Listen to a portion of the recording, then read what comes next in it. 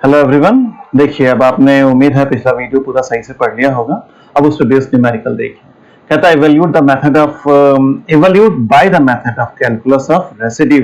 इस इंटीग्रेशन को सॉल्व करना है। यहाँ पे सी क्या है? सर्किल है। मॉड z बराबर 3 आपको बताया गया है। मॉड z बराबर 3 का मतलब हो गया, आपको मैंने सिखाया था मॉड z माइनस a बराबर b, तो a सेंटर होता था। यहाँ पे क्या घटा हुआ है? 0, तो 0 सेंटर है और रेडियस 3 है। ये सोच के आप इसको बना लीजिए। पहले जो गिवन इंटीग्रेशन में फंक्शन है वो उतार लीजिए। आपको बार बार पिछली थ्योरम में सिखाया गया कि we have a function f(z) which is analytic everywhere within C except the few points. यहाँ पे वो फ्यू पॉइंट्स क्या हैं? पोल्स निकाल लीजिए। फंक्शन के डिनोमिनेटर को 0 करा, +1 और -1, इन दोनों के ऊपर एनालिटिक नहीं होगा। मैं डिफरेंशिएट करने के बाद जब 1 रखूंगा तो इन्फिनिटी आ जाएगा और -1 पे भी आ जाएगा। तो ये आपके रेसिड्यू। तो ठीक है साहब, ये आपके रेसिड्यू आ गए हैं। बस अब आप क्या करेंगे?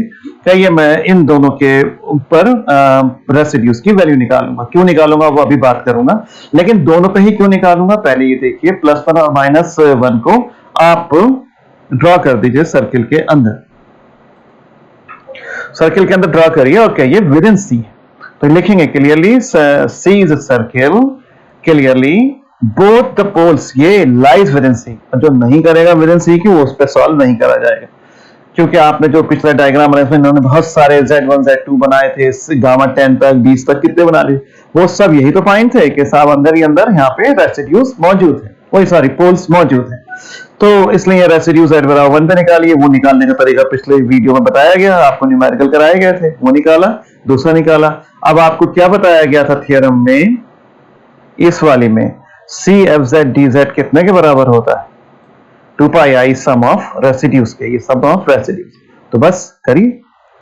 तो सम ऑफ रेसिड्यूज पहले निकाल लिए, दोनों को जोड़ दिया। CFZ DZ कितने के बराबर आएगा? 2 पाई आई सिग्मा लगा के रेसिड्यू लिखूं या लिख दूं सीधे सम ऑफ रेसिड्यूज। तो 2 पाई आई सम ऑफ रेसिड्यू 0 है, तो इस इंटीग्रल की वैल्यू 0 है। अब मैं क्या करूं? बस जो आंसर आया वही ठीक।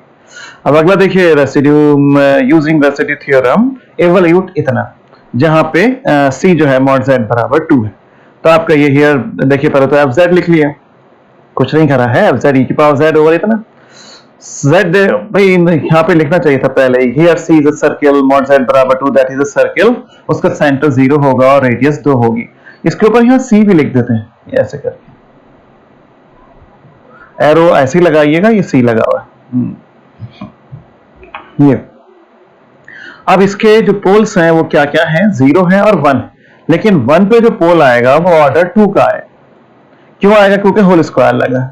तो C इज अ सर्किल, ये हो गया सेंटर 0 पे है, सेंटर 0, बस ये जरूरत नहीं। And radius 2।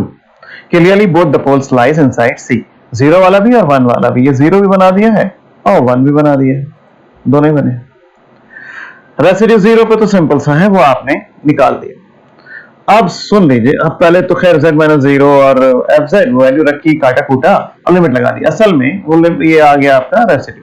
असल में ये क्वेश्चन आपकी बुक में गलत प्रिंट हो गया है, ये पहले ही प्रिंट हो गया है। अभी मेथड नहीं सीखा आपने उस वाले पोल पे रेसिड्यू निकालने का जिसका ऑर्डर 1 से अधिक होता है। तो फिलहाल मैं आपको यही सिखाता हूं, सब लोग ध्यान से सुनिएगा, थ्योरम इसकी बाद में आएगी। तो देखिए कैसे करते हैं। आप कहिए, जैसे मैं बोल रहा हूं, कहिए कि function z has a pole of order 2, नहीं sorry, function z has a pole of order 2 at z बराबर 1। फिर से कहिए फंक्शन z, तो मैं ऐसे ही मैं क्लास में बोलता था कि function z has a pole of order 1, नहीं, has a pole at z बराबर 1 ऑफ ऑर्डर 2। तो z-1 लिखा और ऑर्डर 2 लिख दिया। देखते रहना मैंने क्या लिखा। मैंने कहा function z has a pole at z बराबर 1 ऑफ ऑर्डर 2, तो उसको कैसे लिखेंगे? z-1 का स्क्वायर। क्योंकि इसका मतलब क्या हो गया इसका, कि इस पे पोल है 1 पे और ऑर्डर 2। बाकी आप इस पे चुपचाप 5z लिख दीजिए, यही लिखा हुआ है, ये आप देखो। तो 5z क्या होगा? अब गिवन फंक्शन से, गिवन फंक्शन क्या था आपका? e की पावर z था और z था और z-1 का स्क्वायर था। गिवन फंक्शन तो इतना। इससे कंपेयर करिए इसको, कहिए मेरा फंक्शन z में z-1 का स्क्वायर तो यहाँ पे भी है और यहाँ पे भी है। तो 5z क्या हुआ? 5z हुआ e की पावर z अपॉन z। जो रह गया फंक्शन में वो 5z। इस प्रकार आप फाई जेड निकालने में कामयाब होंगे। फिर से कहिए, function z has a pole at z बराबर 1 ऑफ ऑर्डर 2, तो उसको लिखूंगा एफ जेड बराबर z माइनस 1 का स्क्वायर। इस फंक्शन का z बराबर 1 पे ऑर्डर 2 का पोल है, बाकी जो बचा वो फाई जेड। गिवन फंक्शन से इसको कंपेयर करने पर फाई जेड ही आ गया। अब ये निकाला क्यों, ये थ्योरम होती है मेन कि रेसिड्यू z बराबर 1 पे जिस पे कि ऑर्डर ज्यादा है, क्या हो जाता है, उसको आप एक बार डिफरेंशिएट ऊपर कर दीजिए फाई डैश जेड और नीचे फैक्टोरियल 1। असल में थ्योरम ये नहीं होती, यहाँ तो ऑर्डर 2 है तो एक बार किया, ऑर्डर 3 होता तो 2 बार करते, ऊपर डिफरेंशिएशन और फैक्टोरियल 2 लगाते। और अगर ऑर्डर हम m का ड्राइव करेंगे यदि थ्योरम में, तो ऊपर m लगाएंगे और नीचे फैक्टोरियल वही m-1 लगाएंगे और फैक्टोरियल m-1, जितने भी ऑर्डर का होता है उससे एक कम। तो बस आपने फाई जेड जो भी है आपका ये है उसको डिफरेंशिएट कर दीजिए, इन्होंने करा, लिख दिया है और लिमिट लगा दीजिए, जो भी रेसिड्यू आया z बराबर 1 पे लिमिट लगाने पर 0 आ गया। तो क्लियरली सम ऑफ रेसिड्यूज क्या हो गए, रेसिड्यू एट z बराबर 0 प्लस रेसिड्यू एट z बराबर 1, यहाँ लिखना चाहिए था, यहाँ पे लिखते हैं इक्वल टू रेसिड्यू z बराबर 0 प्लस रेसिड्यू z बराबर 1 पे, एक 1 है एक 0 है तो 1 आ गया। कॉशीस की थ्योरम के अनुसार 2 पाई i और सम ऑफ रेसिड्यू तो वो 1। याद रखिएगा, आपने बहुत ही इंपॉर्टेंट बात सीखी है इसमें कि जब रेसिड्यू निकालते हैं और उस पोल पे जिसका ऑर्डर 1 से ज्यादा होता है तो उसमें फाई जेड निकाल के उसको डिफरेंशिएट किया जाता है, जितना ऑर्डर होता है उससे एक कम बार डिफरेंशिएट करते हैं और नीचे उतना फैक्टोरियल लगा देते हैं। ये मैं थ्योरम में भी प्रूफ कराऊंगा, लेकिन अभी डायरेक्ट न्यूमेरिकल। अगला क्वेश्चन देखिए, यूजिंग रेसिड्यू थ्योरम इवैल्यूएट करिए, जहां पे सी जो है ये सर्किल है, तो एफ जेड इतना है, पोल्स क्या होंगे ये रखे, तो एक 2 आया और एक 1 आया। 2 पे तो सिंपल है, 1 पे ऑर्डर 2 का है, ये आपने सी बना दिया। यहाँ पे आप x बनाइए, यहाँ पे y बनाइए, चाहे तो यहाँ लिख सकते हैं z plane, complex plane, Argand plane, कुछ भी लिख दीजिए। अरे आप ये सब लिख सकते हैं, और 1 एंड 2 भी लिख के दिखाइए, ये यहाँ पे आएगा 1, यहाँ पे आएगा 2, सब बनाइए।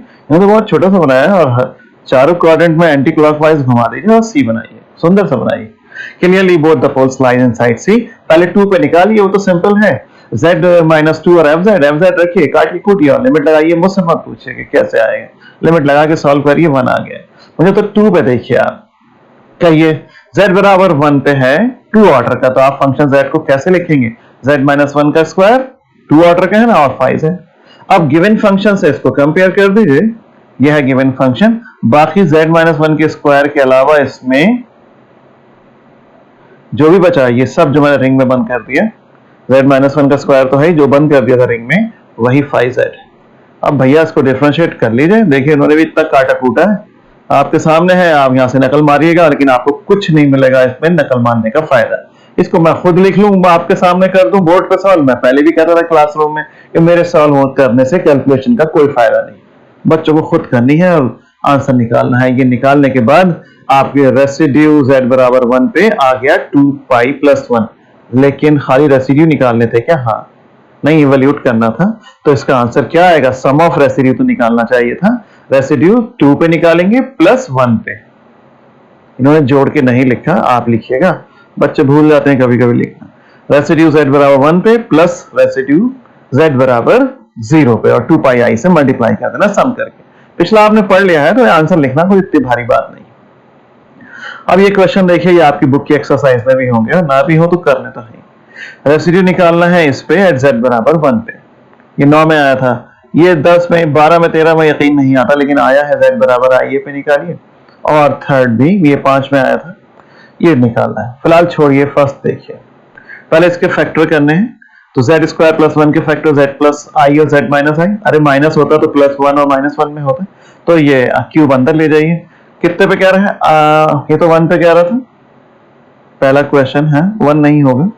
क्लियरली z बराबर i पोल है और 3 का, देन आप कहिए i होगा, ये i तो अब कहिए function z has a pole at z बराबर i ऑफ ऑर्डर 3। मैं दोबारा लिख देता हूं, मेरे साथ बोलिए, function z has a pole कितने पे, i पे, तो z माइनस i, कुछ भी हो फंक्शन में i पे पोल आ गया, लेकिन ऑर्डर 3 है तो 3, और जो बच गया वो 5 है। बस यही सबसे खास है। फाइव जेड क्या होगा, अब ये है फंक्शन जेड, एक लाइन ऊपर लिखा हुआ है, तो इसमें फाइव जेड क्या होगा, 1/z प्लस 1 का क्यूब। तो रेसिड्यू क्या होगा, पिछले क्वेश्चन में ऑर्डर 2 था तो दो एक बार डिफरेंशिएट किया था, यहाँ 3 है तो 2 बार करेंगे और फैक्टोरियल भी 2 लगाएंगे।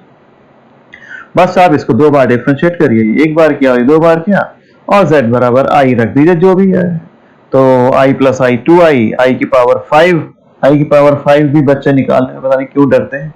आपको कहिए मुझे आई स्क्वायर याद है, -1 होता है, मैं हमेशा कहता हूँ दोनों तरफ i से मल्टीप्लाई कर दीजिए, फिर i से दोनों तरफ मल्टीप्लाई कर दीजिए, आपको क्या जा रहा है, माइनस ऑफ -1, 1 आ गया, फिर i से मल्टीप्लाई कर दिए दोनों तरफ, तो i5 की वैल्यू i, इन्होंने ऊपर नीचे i से मल्टीप्लाई करके नीचे करा है वो i की पावर 6 निकाली है, छोड़िए आप अपना आंसर खुद निकालिएगा, इसमें क्या देखना है। अगला देखिए, इसको z प्लस आई है और z माइनस आई है करिए, 3 ऐसे ही सेम सवाल है पिछला वाला, ये तो होमवर्क होना चाहिए था। z बराबर आई है, ऑर्डर है 3 का, तो हम कैसे लिखेंगे, फंक्शन z में पोल है z बराबर आई है पे तो z माइनस आई है लिखेंगे, ऑर्डर 3 है तो पावर 3 लगाएंगे, बाकी बचे कुछ पे 5z क्या होगा, जो फंक्शन बच गया। तो बार इसको डिफरेंशिएट करिए, रेसिड्यू का वैल्यू, पहले रेसिड्यू लिखिए, या आप ये सही नहीं कराएं, हमें क्यों कर रहे हैं, क्या जवाब देंगे, 5z इतना फिर लिखना चाहिए था। सो रेसिड्यू इसको ऊपर लिखिए यहां पे कि साहब रेसिड्यू z बराबर आई है पे कितना है ये, अब निकालिए 2 बार डिफरेंशिएशन और फिर इसमें सब्स्टिट्यूट करिए नीचे फैक्टोरियल 2 और रख के इसको सॉल्व करिए, ना हो तो मुझसे पूछिए कि कैसे हो रहा है। देखिए ये मैंने इन्हें भी बताया होगा, इन्होंने लिखा है। तीसरा भी यही है, z बराबर आई है पे ऑर्डर 2 का है, शायद नहीं प्लस आई है, तो सिंपल है, स्क्वायर पता नहीं क्यों लगा दिया इन्होंने, z प्लस आई और z माइनस आई, ये तो सिंपल पोल है। बच्चों को आदत बन जाती है ना वही हिसाब लिखने की कि मैं z माइनस आई लिखूं 5z लिखूं, तो सिंपल है यार, तो सिंपल है तो क्या होगा, एफ जेड से पहले, अरे भैया मैंने क्या क्या लिखा है, फंक्शन z है ये नहीं लिखना था, ऐसे लिखना ही नहीं था, खुद करिएगा, इनका मत देखिए। रेसिड्यू z बराबर आई ए पे क्या लिखेंगे, z माइनस आई ए और एफ जेड, बस फंक्शन z की वैल्यू ये वाली या कोई से भी डाल दीजिए, z माइनस आई ए से काटेंगे, खुद फैक्टर कर लेंगे, जो बचेगा लिमिट लगाइए और आंसर निकालिए। सुना ना सबने, बहुत आराम से करना, दिल लगा के। फिर इस फंक्शन का रेसिड्यू निकालना है, ये सी स्क्वायर प्लस जेड स्क्वायर की पावर 4 लगी हुई है, काय पे निकालना है, z बराबर आई सी पे, पहले फैक्टर करें, पावर 4 अंदर ले जाइए, पोल्स क्या है, आईसी पे भी है और माइनस आईसी पे भी है, लेकिन पॉजिटिव आईसी पे क्योंकि निकालना है, उसी के बारे में लिखा है, पोल है कितने ऑर्डर का, 4 ऑर्डर का, तो बस आपका ये फंक्शन z है जो पोल है z बराबर आईसी ऑफ ऑर्डर 4, तो z माइनस आईसी की पावर 4 लिखेंगे और फंक्शन z लिखेंगे, सुन लिया। अब 5z लिख देंगे, 5z क्या होगा, z4 अपॉन इतना। अब रेसिड्यू लिखेंगे, आपके बिल्कुल सही लिखा है, उन्होंने कैसे डांट पड़ी होगी, उतार लिया हुआ ठीक था, तो z बराबर आई सी, लिमिट z टेंड्स टू आई सी, 5 पे ऑर्डर 4 है तो 3 बार डिफरेंशिएशन, ये जान ले लेगा, अभी एग्जाम में आया था 11 में, और फैक्टोरियल 3। अब भैया देखो, एक बार डिफरेंशिएशन, फिर 2 बार, फिर 3 बार, देखिए इन्होंने करा ही नहीं है, मैंने तो कराया होगा बच्चों से, खुद करा नहीं होगा कि आप करो, और फिर वो करने के बाद 3 बार, और फिर यहां रख देंगे और z की जगह पे आई सी करेंगे, आप भी करिएगा, आंसर ये लिखा हुआ है, आंसर लिख के भाग गए कि भैया कर लेंगे, और आज तक तो कभी करा नहीं, लेकिन आप ऐसे मत छोड़ना, आप अच्छे बच्चे हैं, आप करेंगे। रुकिए टाइम कितना हो गया, चलिए हम 2 प्रूफ कर लेते हैं इसके। Computation of residue at finite pole, कहते ये है कि residue of F Z at simple pole z बराबर a कितने के बराबर होता है, तो बाय डेफिनेशन होती है, अगर आपको ज्यादा लिखना है तो फर्स्ट पेज से पिछले वीडियो के वहां से उतार दीजिएगा। अब आइए मेन दूसरे पे, लेट हम एक फंक्शन z को ऐसे लिख सकते हैं, ऊपर के हिस्से को फाई z कह देंगे, नीचे के हिस्से को साई z कह देंगे। इसका सिंपल पोल है z बराबर a पे, अगर सिंपल पोल है तो जो साई z होगा वो कुछ ऐसे लिखा हुआ होगा, अरे भाई जब इसके बटे में ये चीज होगी जब तो कहेंगे z बराबर a पे पोल है सिंपल, और z बराबर a इस पे रखने पर ये 0 नहीं होना चाहिए, वरना तो गलत हो जाएगा, तो इसलिए f is 0 नहीं। So residue of F Z at z बराबर a पे क्या होगा, सिंपल है ना, तो z माइनस a और एफ जेड कितने के बराबर है, 5z ओवर साई z, सुनते रहना सब एकदम आराम से। z बराबर इसमें अगर a रख दूं तो ऊपर तो 0 हो गई, और साई में z यहाँ पे अगर 0 रखूंगा तो ये भी 0 हो जाए, a रखूंगा तो 0, ये 0/0 की फॉर्म है। आप एक्सपेंड कर दीजिए टेलर्स थ्योरम से। ऊपर फाई z को ये आपने एक्सपेंड कर दिया अबाउट ए, नीचे साई z को आपने एक्सपेंड कर दिया। लेकिन साई ए कितने के बराबर है? जिस वक्त यहाँ पे z की जगह पर यहाँ जहां वेयर करके लिखा हुआ है यहाँ जब आप a रखेंगे तो ये 0 हो जाएगा, इसलिए अगले स्टेप में ये नहीं लिखेंगे। अब वो थोड़ा ओवरलैपिंग हो गई है, संभल के लिखिएगा। Limit z tends to a तो ऐसे ही रहेगा, फिर z माइनस a का z माइनस a अपनी जगह पे रहेगा, फाई a अपनी जगह पे, तो ऊपर की लाइन ऐसी उतारी है z minus a phi dash a, आप चाहें तो अगला भी लिख लेंगे। नीचे ये कैंसिल हो गया, कैंसिल क्या होगा? 0 है तो इसलिए ये लिखा ही नहीं गया, ये z minus a phi dash है, यही वाला टर्म यहाँ लिख दिया, फिर उससे अगला टर्म उतार दिया। कोई मेहनत नहीं है, कुछ नहीं। फिर ऊपर नीचे से, ऊपर तो है z माइनस a कॉमन, नीचे ले लीजिए z माइनस a कॉमन और काट दीजिए। काटने के बाद आप इसमें z टेंड्स टू, आप यहाँ पे z टेंड्स टू a लगाइए, तो ये वाला टर्म और इसके आगे के सारे 0, ये टर्म भी और इसके आगे के सारे 0, सिर्फ आपके पास ये बचेगा। ये आपने यहाँ पे लिख दिया। तो रेसिड्यू z बराबर a पे ऐसे भी निकाला जाएगा। ये काफी आगे जाके इसका यूज होगा कि रेसिड्यू z बराबर a पे क्या आया? Phi a over psi dash a आया, जहां पे फंक्शन z ही इतने के बराबर था, phi z over psi z। तो फंक्शन के ऊपर के हिस्से में a रख देंगे और नीचे वाले हिस्से में डिफरेंशिएट करने के बाद a रख देंगे, तो बस आपका रेसिड्यू जो है वो आ जाएगा।